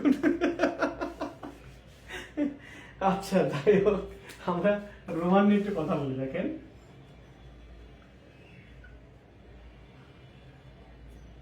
রোমান নিয়ে একটু কথা বলি। এগুলা কিন্তু মজা করে বলি, এগুলো আবার সিরিয়াস ভাবে কোনো কিছু চিন্তা করে আবার আমার সম্পর্কে কোনো ধারণা পোষণ করে বসে থাকেন না, কিন্তু মনে মনে মন কলা খায় বসে থাকেন না, ঠিক আছে? একটু চিন্তা ভাবনা করে, মানে যাই করেন একটু চিন্তা ভাবনা করে করবেন, কিন্তু মজা করে বলি। হ্যাঁ মজা করে কিন্তু বলছি, ঠিক আছে, মজা করে বলছি। দেখুন রোমান নিয়ে কথা বলি। বিষয়টা হচ্ছে যে গ্রিক স্থাপত্যের পতন ঘটে, বুঝছেন? সরি, গ্রিক সভ্যতার একটা পতন ঘটে। গ্রিক সভ্যতার পতন ঘটার পরে আপনার ট্রাইবার একটা নদী আছে, ইতালির টাইবার নদী, ইটালির টাইবার নদীর বইয়ে পাবেন আপনারা। এই নদীকে কেন্দ্র করে, আমি লিখছি না এগুলা কারণ বইয়ে আছে, বই থেকে তো আমার লিখে দরকার নাই, লেখা দরকার নেই, বলতেছে এটা আপনি যদি দাগ দিয়ে নেবেন।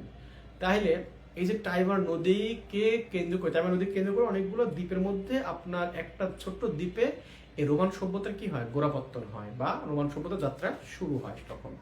তো এই যে রোমান সভ্যতা, এই রোমান নামটা আসে হচ্ছে, তখনকার রাজা ছিল রোমুলাস। হ্যাঁ, এই যে রোমুলাস রাজা, এর নাম অনুসারে নাম হয় রোম, এবং রোম থেকেই নাম হয় হলো রোমান। আমি কিন্তু যেটা পড়াচ্ছি ভালো করে মনে রাখবেন, কিন্তু আমি কিন্তু এই সিকোয়েন্সটা আবার আপনাদেরকে মনে করাবো কোন একটা জিনিস পড়াতে গিয়ে, তখন আপনারা কিন্তু কানেক্ট করতে পারবেন, আর কানেক্ট করতে পারাটাই হচ্ছে আপনার জন্য জরুরি, ঠিক আছে? তো এই যে রোমুলাস যে রাজা, তার নাম অনুসারে নামকরণ করা হচ্ছে রোম। এবং এই রোম যে রোমান যে সভ্যতার যে অঞ্চল, এই অঞ্চলটা দেখতে মনে করেন যে অনেকটা ইয়ার মতো, মানে ভৌগোলিক আকৃতি এমন যে দেখতে বুটের মতো, ঠিক আছে? এই জন্য এটাকে ইউরোপের বুট বলা হয়। হ্যাঁ, তো এগুলা কি হয়, এই যে নৈর্ভিত্তিক প্রশ্নগুলোর জন্য এগুলো অনেক সময় একটু মানে এই তথ্যগুলো একটু গুরুত্বপূর্ণ আর কি। হ্যাঁ, তো এই যে রোমান সভ্যতা, এটা খ্রিস্টপূর্ব 8ম শতাব্দীর কথা বলা হচ্ছে। খ্রিস্টপূর্ব 8ম শতাব্দীতে এই সভ্যতার গোড়াপত্তন ঘটে, এবং পরবর্তীতে পারস্যের কাছে, আসলে পারস্য ঠিক না, আসলে হ্যাঁ পারস্যের কাছে এর কি ঘটে হলো, আপনার পতন ঘটে এই সভ্যতা, ঠিক আছে? দেখুন আসলে এই যে রোমান সভ্যতা, এটা কিন্তু অনেক বড় একটা সভ্যতা। এই রোমান সভ্যতা, আপনারা জানেন যে অটোমান সভ্যতা, অটোমান সাম্রাজ্য, রোমান সাম্রাজ্য, এটা কিন্তু পৃথিবীর বিখ্যাত বড় বড়, মানে পৃথিবী বিখ্যাত সাম্রাজ্য, এগুলা প্রায় অর্ধ পৃথিবীর শাসন করে গেছে। কিন্তু এরকম বড় বড় সাম্রাজ্য আমরা যখন ইতিহাস পড়বো, তখন এগুলা পড়লে আপনারা বুঝবে যে ওসমানিয়া সাম্রাজ্য, উমাইয়া সাম্রাজ্য, যেটা যে আপনাকে বলতে চাইলে ওই যে আপনার কি বলে এটারে, আরে এই যে কি বলে অটোমান সাম্রাজ্যের কথা বলা হচ্ছে, অটোমানদের কথা, ওই অটোমান, এই যে আপনারা দিরুলিস আর্তুগল যে দেখেন আপনারা, ওই ওই অটোমান আর কি। তো এই যে যে রোমের কথা বলা হচ্ছে, রোম বা রোমান সভ্যতায় শাসন ব্যবস্থা ছিল হচ্ছে আপনার প্রথমে ছিল রাজতন্ত্র ভিত্তিক, রাজ পরিবার ভিত্তিক, তারপর আছে অভিজাত শ্রেণী, মানে রাজাদের রাজতন্ত্রটা অবসান ঘটে, পরে অভিজাত শ্রেণীদের তারা তখন কি করা শুরু করে, শাসন করা শুরু করে, এবং পরবর্তীতে তারা মানে গণতন্ত্রের যে বিষয়টা এটা খুব বেশি ভালোভাবে আর মানে প্রতিষ্ঠা করতে পারেনি কিন্তু।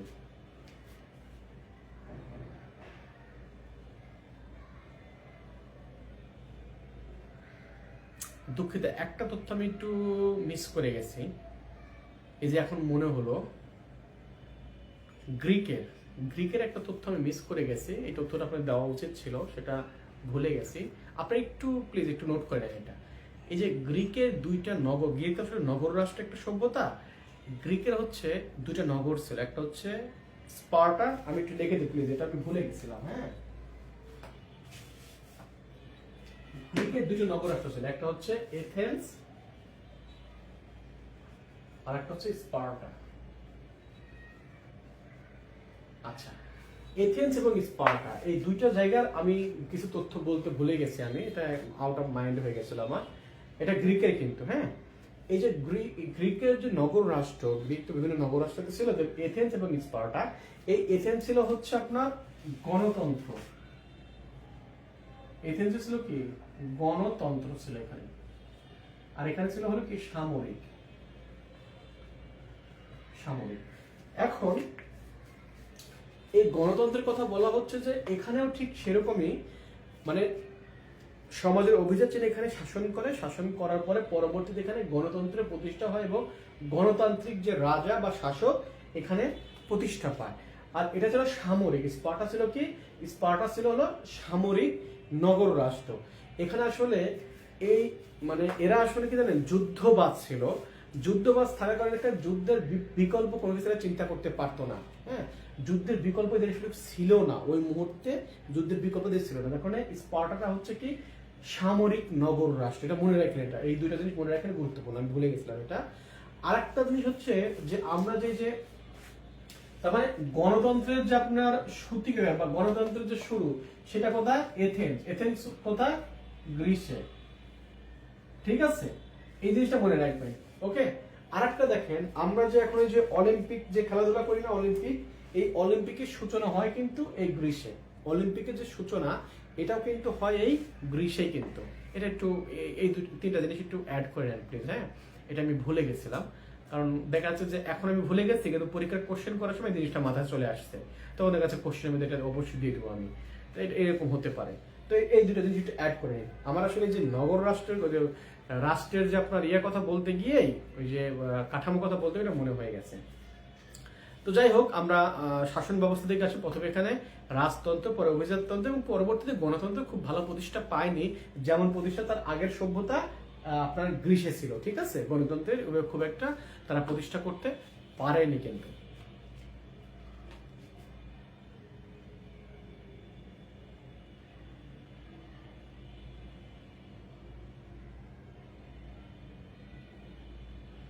মাঝে মাঝে একটা ঠান্ডা বাতাস আসছিল, বুঝছেন, এত সুন্দর লাগতেছে বাতাসটা, নদীর ধারে মাঝে এরকম বাতাস আসে আর কি। যাই হোক, আমরা ইয়ার দিকে যাই, রোমানের দিকে যাই। রোমানের ত্রয়ী শাসনের কথা ওখানে বলা আছে, আপনাদের বইয়ে দেখেন ত্রয়ী শাসনের কথা বলা আছে। এই ত্রয়ী শাসনটা খুবই গুরুত্বপূর্ণ ছিল রিটেন পরীক্ষার জন্য।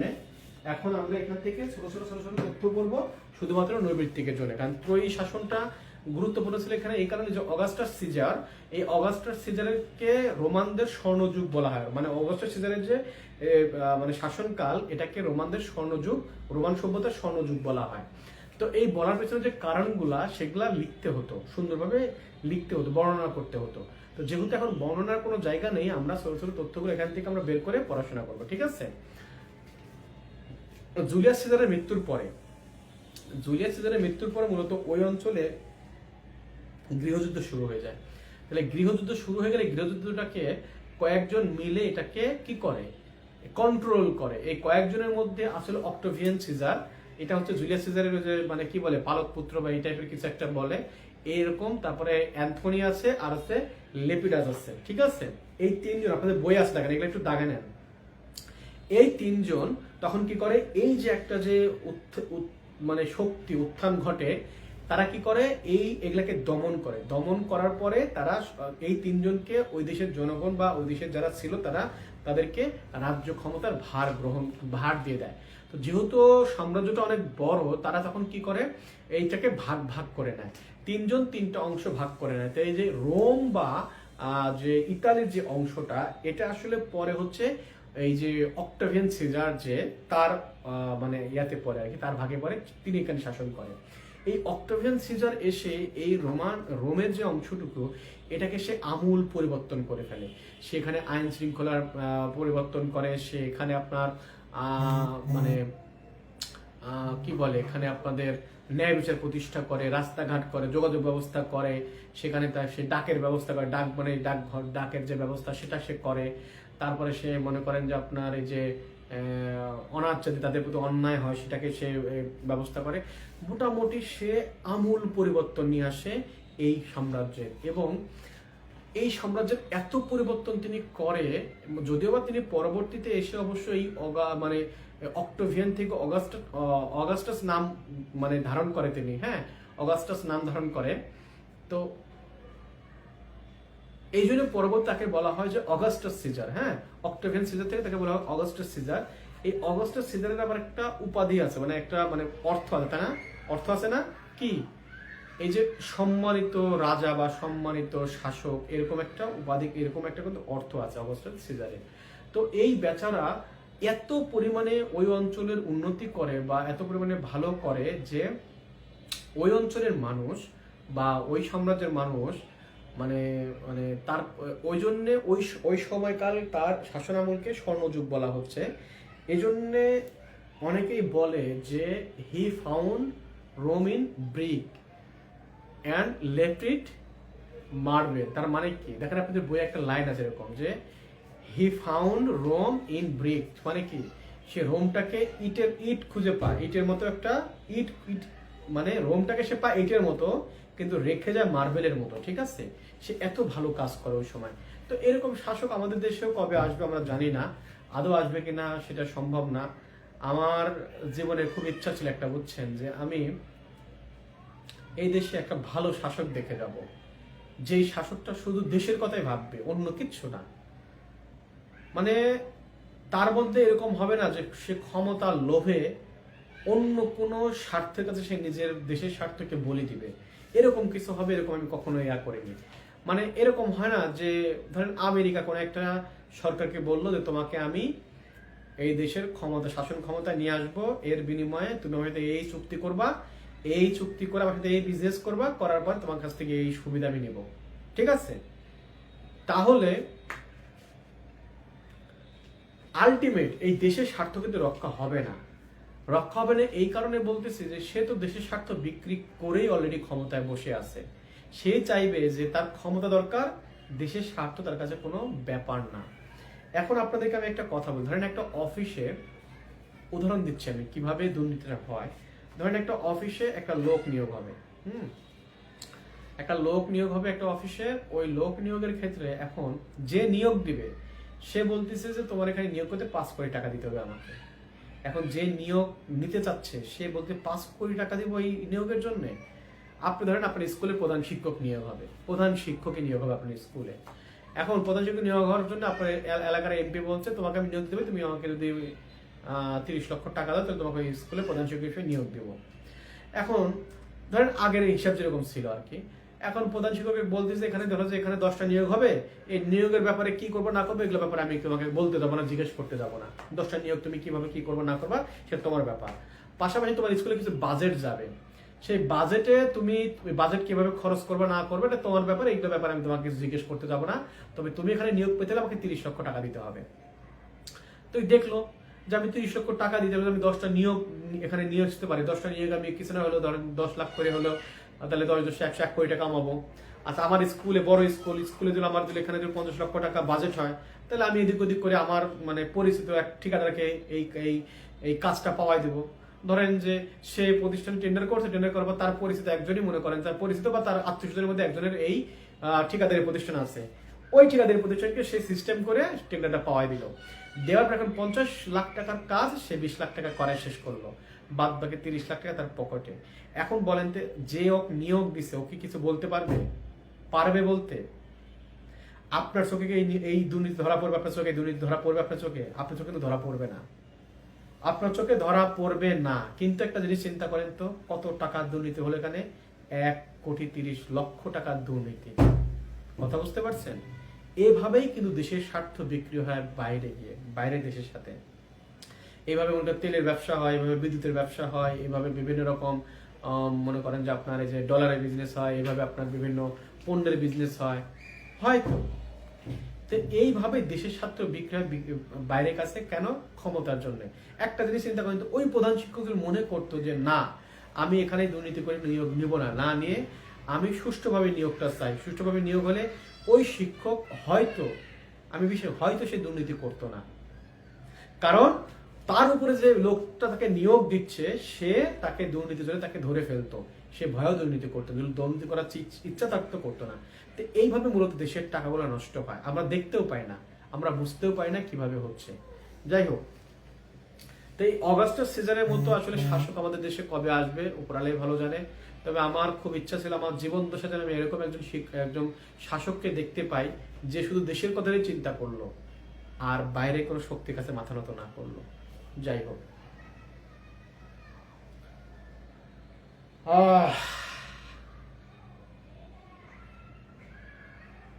দেখুন, ধর্ম, রোমানদের ধর্মের যে দেবতার কথা বলা আছে এখানে, আপনার প্রেমের দেবতার কথা বলা আছে ভেনাস, অনেকগুলো দেবতার কথা বলা আছে। আপনার প্রেমের দেবতা এবং ওই যে সমুদ্রের দেবতা যেটা নেপচুন, এই দুইটাকে মনে রাখবেন। তাহলে রোমানদের আপনার ভেনাস কিসের দেবতা? ভেনাস আর হলো নেপচুন। এটা হচ্ছে মানে প্রধান দেবতা, তাদের প্রধান দেবতা। এটা হচ্ছে কি সমুদ্রের দেবতা, তাই না? ভেনাসটা কি? এটা হচ্ছে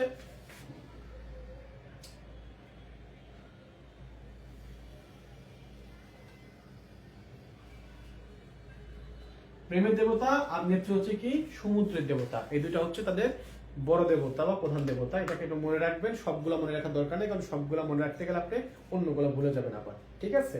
অন্যগুলো ভুলে গেলে আবার বিপদ, কারণ ওগুলো মনে রাখতে আবার দরকার আছে। ঠিক আছে? ওকে,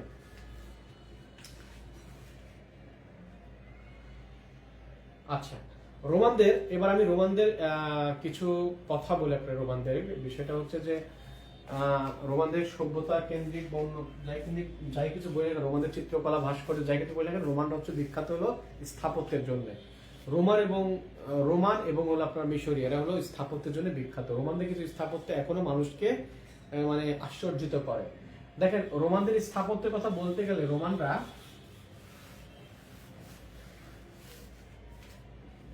শিল্পকলা নিয়ে একটা কথা বলে নি। আসলে রোমানদের শিল্পকলা বলে কোনো কিছু ছিল না। তারা গ্রিক এবং এট্রুস্কানদের শিল্পকলাটাকে জাস্ট এখানে তাদের কাছে নিয়ে উপস্থাপন করে।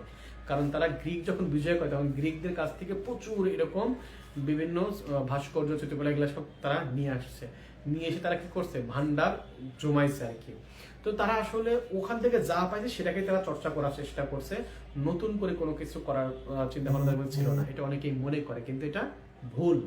এই কারণে ভুল যে তাদের মধ্যে স্বকীয়তা ছিল, নিজস্ব বৈশিষ্ট্য ছিল, তাদের কাজের মধ্যে নিজস্ব বৈশিষ্ট্য ছিল। তারা কি করছে জানেন? তাদের কাজগুলোতে তারা নিজেদের রাজা বা বাদশাহ এবং নিজের জনগণকে এখানে মহিমান্বিত করার চেষ্টা করে তাদের কাজের মধ্য দিয়ে। আবেগের বহিঃপ্রকাশ ঘটাইছে তাদের কাজের মধ্য দিয়ে। তো এরকম হচ্ছে তাদের স্থাপত্যের কথা বলতে গেলে, তারা স্থাপত্যের ক্ষেত্রে তারা বৃহৎ কিছু স্থাপত্য তারা তৈরি করে গেছে, যারা এখন পর্যন্ত বিস্ময়ের হয়ে আছে। তারা স্থাপত্যের ক্ষেত্রে নতুন যে বিষয় একটা নিয়ে আসে, যা কিছু নিয়ে আসে সবকিছু কার? এট্রুস্কান বা গ্রিকদেরই, কিন্তু নতুন একটা জিনিস নিয়ে আসে, সেটা হচ্ছে কি? একটা জিনিস মনে রাখবেন, এটা হচ্ছে খিলান বা আর্ট। এই খিলান বা আর্টস, এটা হচ্ছে কেমন স্থাপত্য কেমন জানেন? এই যে এরকম আছে না, এরকম ধরেন যে এখান দিয়ে আর একটা দিব, তারপরে এরকম ইট দিয়ে দিয়ে দিয়ে এরকম বানায় না? হ্যাঁ, এই বিভিন্ন দরজা বা গেটের জন্য বানায় না? এরকম বিভিন্ন দরজা বা গেটের এটা হচ্ছে খিলান বা আর্চ, এটা হচ্ছে তাদের আগে যাই কিছু করছে করছে, কিন্তু এটা হচ্ছে তাদের নিজস্ব আবিষ্কার বা নিজস্ব তাদের এটা মানে এটা হলো তারা কি করছে, নতুন তারা এটা আবিষ্কার করছে, তাদের স্থাপত্যের সংযোজন করছে। তো এটা একটু মনে রাখেন, ঠিক আছে, এটা একটু মনে রাখেন। তো এই আর্টস বা খিলান এটা তাদের নতুন আবিষ্কার। তারা আসলে দেখেন পৃথিবীতে তারা এমন কিছু মানে কাজ করে গেছে যে সত্যিকার অর্থে অবিস্মরণীয় হয়ে আছে। দেখেন আপনার একটা কথা বলি, আপনার তাদের যেই বিখ্যাত যেই আপনার স্থাপত্য সেটা হচ্ছে কলোসিয়াম। হ্যাঁ, কলোসিয়াম যেটা এই যে কোসোলিয়াম, যেটা কলোসিয়াম, কলোসিয়াম না কোসোলিয়াম, কলোসিয়াম কোসোলিয়াম, এই যে তাদের যে কোসোলিয়ামটার কথা বলা হয়, এই কোসোলিয়ামটা পৃথিবী বিখ্যাত। কোসোলিয়াম এটা পৃথিবী বিখ্যাত বলতেছে এই কারণে যে আপনারা এখনো টিভিতে দেখেন বা বিভিন্ন দেখেন যারা ইতালি বা রোম ঘুরতে, তারা দেখবেন যে ওই ভাঙা একটা দেখবেন গোল, কিন্তু ভাঙা ভাঙা একটা দেখবেন যে রাউন্ড গোল একটা থিয়েটারের মতো, স্টেডিয়ামের মতো, কিন্তু ভাঙা ভাঙা ভাঙা মা দেখবেন, ওটাই হলো কোসোলিয়াম। হ্যাঁ, এই যে কোসোলিয়ামের কথা বলা হচ্ছে, এই কোসোলিয়ামের হচ্ছে আর এক নাম হচ্ছে এমপি থিয়েটার। এমপি থিয়েটার, ঠিক আছে। এই কোসোলিয়ামের আরেকটা নাম হচ্ছে এমপি থিয়েটার। এই এমপি থিয়েটার এমন একটা জায়গা, এটা হচ্ছে গ্ল্যাডিয়েটরদের যুদ্ধ করা হতো, মানে এখানে কি হতো আমি বাংলা ভাষায় বলি, এখানে যারা যুদ্ধ বন্ধু তাদেরকে এখানে তারা এই কোসোলিয়ামের চারপাশে বসতো, জনগণ বসার জায়গা আছে এই স্টেডিয়ামের মতো, তারা বসতো, বসে এখানে যারা যুদ্ধ বন্ধু তাদেরকে মারামারি লাগাই দিত। মারামারি লাগাতে বলতে যে কোনো একজন বাঁচতে পারবে, দুজন মারামারি করে একজন বাঁচতো। শুধু কি তাই, হিংস্র পশুর মধ্যে মানুষকে ছেড়ে দিত, ছেড়ে দিয়ে তারা মজা নিত, মানুষকে মেরে ফেলতেছে ওটা তারা মজা নিত। কতটা হিংস্র ছিল বুঝতে পারতেছেন। তো যাই হোক, এই হচ্ছে এই কোসোলিয়ামের মধ্যে এটা হতো, এখন পর্যন্ত কোসোলিয়াম কিন্তু বিদ্যমান, ঠিক আছে। তারপরে আরেকটা আছে না, প্যান্থিয়ন।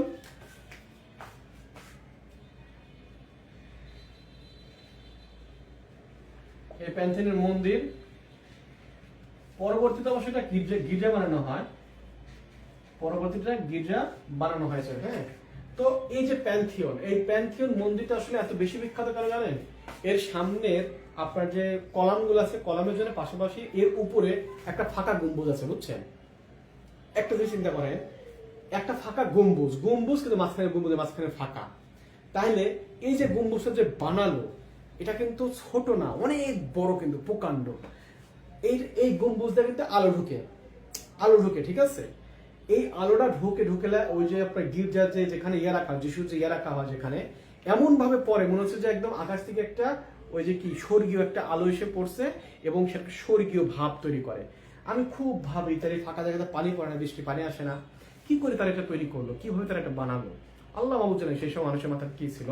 এই প্যান্থিয়ন কিন্তু খুবই গুরুত্বপূর্ণ, এই দুইটা খুবই গুরুত্বপূর্ণ, কোসোলিয়াম এবং প্যান্থিয়ন, এই দুইটা জিনিস খুবই খুবই খুবই গুরুত্বপূর্ণ, ঠিক আছে।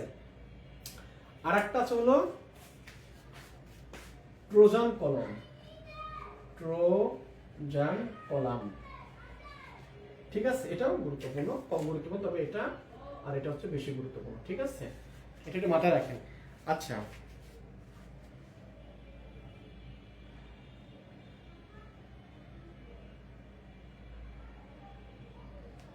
কে রে এত কষ্ট করছে, কে রে এটা, দেবী সাহা, আহারে বেচারি কষ্ট করেন, এই কষ্টের ইয়া আল্লাহ একদিন দিবে, বুঝছেন। কলোসিয়াম না, আচ্ছা কলোসিয়াম, আচ্ছা ঠিক আছে কলোসিয়াম, ওটা ভুল হয়েছে আমার, একটু আমার ভুল আছে, ক্ষমা করে দেন। হ্যাঁ কলোসিয়াম, এই কলোসিয়াম হবে। হ্যাঁ,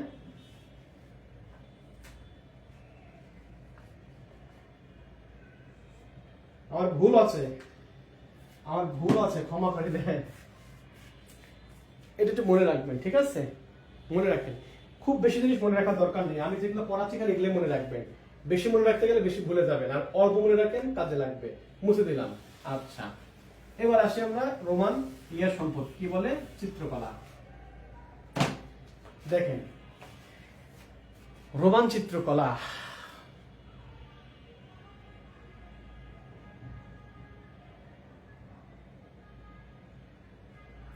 রোমান চিত্রকলার ক্ষেত্রে বলা হয় যে রোমানরা যে ঘর বানাতো, ঠিক আছে, এই ঘরে জানলা কম ছিল, প্রচুর দেয়াল, জানলা না থাকলে দেয়াল থাকতো, আর দেয়াল যখন ছিল তখন সেখানে ছবি আঁকার জন্য প্রচুর স্পেস পাওয়া যেত, তখন তারা সেখানে ছবি আঁকতো।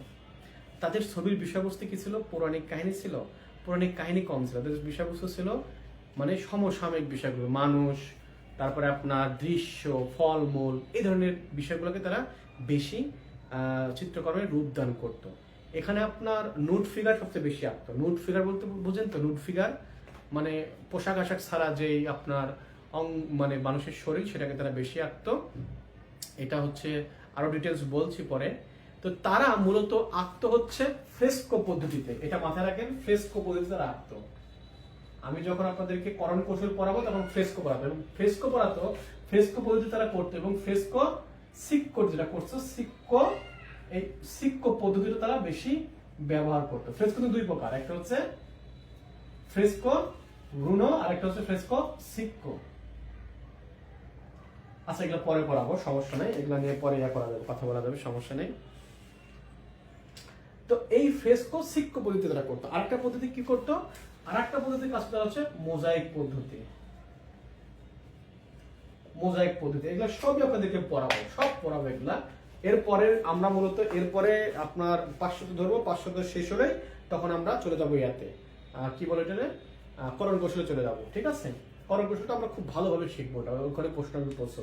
তো এই ফ্রেস্কো পদ্ধতিতে করা হতো তাদের কি বেশিরভাগ চিত্রকর্মগুলো, এবং মোজাইক পদ্ধতি। মোজাইক পদ্ধতি বুঝেন তো? আগেকার মানুষ ফ্লোর মোজাইক করতো, বুঝেন তো? এই যে ধরেন যে এই যে সাদা পাথর কালো পাথর একসাথে মিক্সড করে এটা ফ্লোরে মিশায় ফ্লোর এরকম প্লাস্টার করতো, এরকম এরকম এই যে এরকম এরকম এরকম এরকম পাতা থাকতো না, এরকম এরকম এই যে সাদা কালো পাতা থাকতো, সবই কালো হয়ে যাচ্ছে, সাদা কালো পাতা থাকতো, ওটা হচ্ছে মোজাইক পদ্ধতি, ঠিক আছে?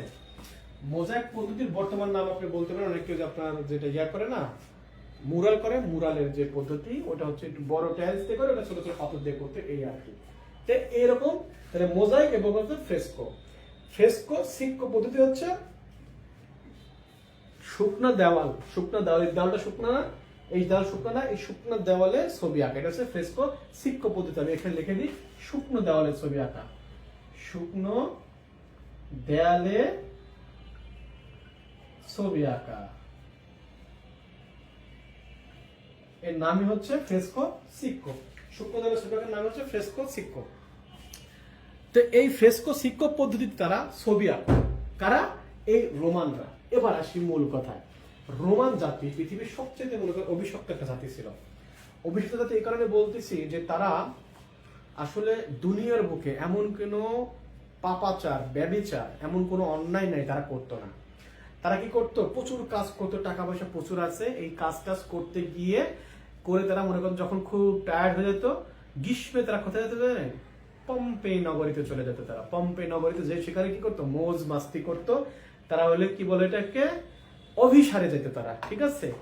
তাদের মনে করেন যে অভিসারে তারা চলে যেত। কয়েকদিন আগে একটা নাম শুনছেন না, অ্যাবেস্টিন, অ্যাবেস্টিন, ওই যে দ্বীপ, দ্বীপ কি করতো? মানে বড় লোকেরা গিয়ে কি করতো? মৌজ মাস্তি, নাচ গান, মেয়েদের নিয়ে মনে করেন নিজেদের মতো করে যা ইচ্ছা তাই করা, মানে বিকৃত যৌনাচার যাকে বলে, তার সবকিছু ছিল। ওই যেটা আছে না এখন অ্যাবেস্টিন, যে অ্যাবেস্টিন যে ইয়ারাটা ছিল ফাইল, অ্যাবেস্টিন ফাইল নামের, ঠিক সেরকমই। তো ওই সময় তারা কি করতো জানেন? তারা ওই পম্পে নগরীতে যেত, পম্পে নগরীতে গিয়ে তারা ওখানে পাপাচারে লিপ্ত হতো। তারা বলতো যে তারা ওখানে অভিসারে গেছে বা তারা তাদের মনোরঞ্জনের জন্য গেছে, কিন্তু মনোরঞ্জনের একটা একটা ইয়ে আছে রে ভাই, একটা ওয়ে আছে, তাই না? বিকৃত যৌনাচারে তারা লিপ্ত হতো সেখানে, এবং সেখানে সমকামিতাও বেড়ে গেছিল। এত পরিমাণে সমকামিতা বেড়ে গেছিল, আপনারা জানেন যে এটা বলা আছে যে জায়গায় সমকামিতা বেড়ে যাবে ওই জায়গাটা, ওই জাতি ধ্বংস হবে কিন্তু। তো ওখানেও ঠিক সেরকম কিছু হয়েছিল। পরে তার পাশেই একটা আগ্নেয় মানে অগ্নিগিরি ছিল। তো অগ্নিগিরির নাম হচ্ছে ভিসুভিয়াস। হ্যাঁ, তো ওই ভিসুভিয়াসের অগ্নি উৎপাত ঘটে পুরা পম্পে নগরী একদম মনে করেন যে ওই লাভা নিচে ঢেকে ফেলে দেয়। এটা কিন্তু কোরআনে আছে, এই পম্পে নগরীর কথা, ভিসুভিয়াসের কথা কিন্তু কোরআনে আছে। কিন্তু এটা একটা গানেও কি যেন আছে না, ওই যে কি যেন নাম শিল্পীটা, ওই যে ইয়া শিল্পীটার নাম মনে আসছে যেন, খালিদের খালিদের একটা গানে আছে এটা ভিসুভিয়াসের কথা। যাই হোক, এই যে ভিসুভিয়াসের যে আগ্নেয় উদ্গীরণ ঘটে এই পাপাচারের যারা ছিল তারা একদম সব একবারে ভ্যানিশ, অতিরিক্ত পাপাচার যেখানে হবে সেখানে এই কাজই হবে, ঠিক আছে। তো যাই হোক, শেষ পর্যন্ত এই পম্পে নগরী যখন উদ্ধার হয় তখন তার দেয়ালে তখনও এই চিত্রগুলা পাওয়া যায়। সেখানে তারা চিত্রকর্ম করতে বুঝছেন, মানে আপনার যৌনতাকে বেশি উদ্বেলিত করবে, আপনার যৌনতাকে বেশি মানে কি দেবে, এখানে বাতাস দিবে, হ্যাঁ, আপনাকে বেশি রোমাঞ্চিত করবে। যে ধরনের ছবি আঁকলে তারা ওই ধরনের যৌনতা মানে উদ্গ্রীব যে ছবি সেগুলো তারা করতো। শুধু তাই না, পাশাপাশি কিছু গ্রামীণ দৃশ্য, কিছু গাছপালা বা কিছু নেচারের দৃশ্য, কিছু ফলমূলের ছবি মানে স্টিল লাইফ এগুলো আঁকতো পাশাপাশি, ঠিক আছে। তো এই হচ্ছে আপনার সেই পম্পে নগরীর কথা বলতেছি, আর এই হচ্ছে সেই রোমান সভ্যতার চিত্রকলা। তো চিত্রকলাগুলো আসলে আমি এখন যদি আমি চিন্তা করি যে আমি ওই পাপাচার বা তাদের যেই মানে পাপের কথা বা তাদের ছবির বিষয়বস্তু যে নুড ফিগার এগুলোর কথা যদি বাদ দিয়ে আমি ছবি আঁকার যে বৈশিষ্ট্য বা ছবি আঁকার যে আপনার ধরন, আমি যদি ওইটাই চিন্তা করি তাহলে উন্নত মানের ছিল এই ছবি আঁকার ধরনটা বা খুবই মানটা ছিল কি উন্নত ছিল। তো এই জায়গা থেকে বিচার করলে ওই সময়ের ছবিগুলো সত্যি খুব মানে হাই লেভেলের ছবি ছিল। আঁকার পদ্ধতির কথা বলছি, বিষয়বস্তু বাদ দেন আপনি। তো ওই জায়গায় দেখা যায় সেই তারপরেও দেখা যায় যে সেই দেয়ালে বা বিভিন্ন জায়গায় দেখা যায় তারপর কিছু ছবির কি মানে অবশিষ্ট অংশ পাওয়া যায়, আবার মোজাইক চিত্র তো থাকে, ওটা কথা বুঝতে পারছেন। তো এই হচ্ছে মূলত আপনার কি বলে এখানে রোমান চিত্রকলার যে আপনার একদম হিস্ট্রি, সেই হিস্ট্রি হলো এখানে আছে। যাই হোক, আমি এটা মুছে দিব, ঠিক আছে।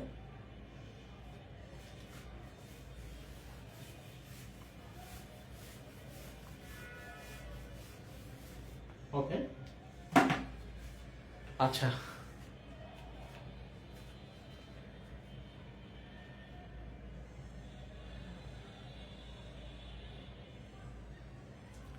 তাহলে এই চিত্রগুলো আমাদের দুই একটা চিত্রকলার নাম আপনারা মনে রাখতে পারবেন, যে রিভেলার্স, দেখেন বই আছে রিভেলার্স, তারপরে স্টিল লাইফ উইথ পিচ, এই দুইটা জিনিস মনে রাখেন, রিভেলার্স এবং স্টিল লাইফ উইথ পিচ, এই দুইটা মনে রাখেন তারই হবে, হ্যাঁ, এই দুইটা মনে রাখলে হবে। আর রোমানদের ভাস্কর্য আপনার পড়তে হবে না, ওটা না পড়লেও চলবে, ওটা নিয়ে আলোচনার মধ্যে আসবে, ঠিক আছে।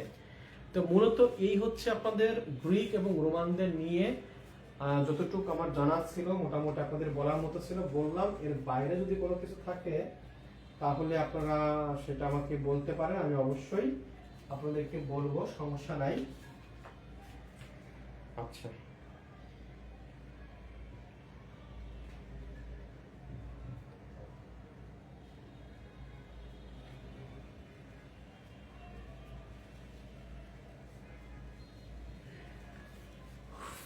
আসলে এটাই সমস্যা, বুঝছেন। আমরা ছেলেরা তো মনে করেন যে চাকরি করে বাসায় গিয়ে ভদ্রলোকের মতো পায়ের উপর পা তুলে বসে থাকি, কিন্তু মেয়েরা তো চাকরি করে এসে দেখবেন তা বাড়ির কাজ করতে হয়, তাই না তাদের। আমার খারাপ লাগে, বুঝছেন। এই জন্য আমি বাসায় গেলে, বুঝছেন, চেষ্টা করি আমার কাজ না থাকলে আমি রান্নাতে হেল্প করার। আর একটা সত্য কথা বলি, যেটা রান্না করতে আমার ভালোই লাগে, হ্যাঁ।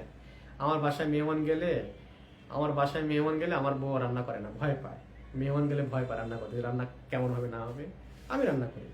ধরেন আমি মেহমান গেলে আমি ধরেন যে রান্না করবো, পোলা রান্না করি, মুরগি রান্না করি, গরু রান্না করি, মাছ রান্না করি, 2-3 পদের ভাজি করি, ডাল রান্নি, মোটামুটি সবই রান্না করি আমি। আমার রান্না করতে খারাপ লাগে না। তবে আমার সবচেয়ে বেশি খারাপ লাগে যেটা আমার মারি ফেলে, যেটা আমি করতে পারি না বা করতে আমার হয় না, সেটা হচ্ছে কাপড় ধোয়া, বুঝছেন। এই একটা জায়গা আসলে আমার খুবই মেজাজ খারাপ হয়ে যায়, মানে মনে হয় যে আমি মানে আমি মানে এটা আমি ধোয়া বাদ প্রয়োজনের বাদ দিয়ে দেবো, তা ধোবো না। তো যাওয়ার সময় এই কাজটা, যাওয়ার সময় প্রচুর কাপড় নিয়ে যাই, ধুয়ে আবার নিয়ে আসি, ইস্ত্রি করে নিয়ে আসি। কিন্তু রান্না আমি করে দিই, রান্না এগুলো আমি রান্না কাটা টাটা যা আছে এগুলো আমি করে দিই। ইভেন মাছ তো আমার বাড়ির মানুষ তো মাছ কাটতেই পারে না, আমার ওয়াইফ তো মাছ কাটতেই পারে না, আমি কেটে দিই সব মাছটা যা নিয়ে আসে আমি কেটে সব রেডি করে দিই, ফ্রিজে নিয়ে রেখে দেয়। আর রান্না বান্না যা আছে আমি করে দিই, বিশেষ করে মেহমান আসলে আমি করি। তবে এখন পারি না এই কারণে, মেহমান আসার কথা, এখন রেগুলার রান্না করার সময় পারি না এই কারণে যে মানে এখন একদম প্রচুর ব্যস্ত থাকতে আমাকে, বুঝছেন? বাসায় গেলে আমি শান্তি পাই না, তো বাসায় গেলে প্রচুর ব্যস্ত, এখানে যেমন ব্যস্ত বাসায় গেলে একই রকম ব্যস্ত। তো ওই জন্য এখন আর পারি না, তবে আশা করছি আপনাদের ব্যাচটা শেষ হয়ে গেলে তখন একটু ফ্রি হব, তখন আবার একটু সময় পাবো আর কি। তো যাই হোক, আপনারা আগামীকাল আপনাদের এই টপিকের উপর পরীক্ষা হবে, আপনারা সবাই পরীক্ষা দিবেন, পড়াশোনা করে পরীক্ষা দেন। আশা করছি আপনারা ভালো করবেন। আর আপনাদের নতুন যে ব্যাচ, সেই ব্যাচের পরীক্ষা গত 2 নম্বর পরীক্ষাটা হবে বৃহস্পতিবারে, ঠিক আছে? তো সবাই ভালো থাকবেন, দোয়া করি সবার জন্য, আমার জন্য দোয়া করবেন। এরপর আর একটা ক্লাস আছে, তো তো ঠিক আছে, সবাই ভালো থাকবেন, আল্লাহ হাফিজ।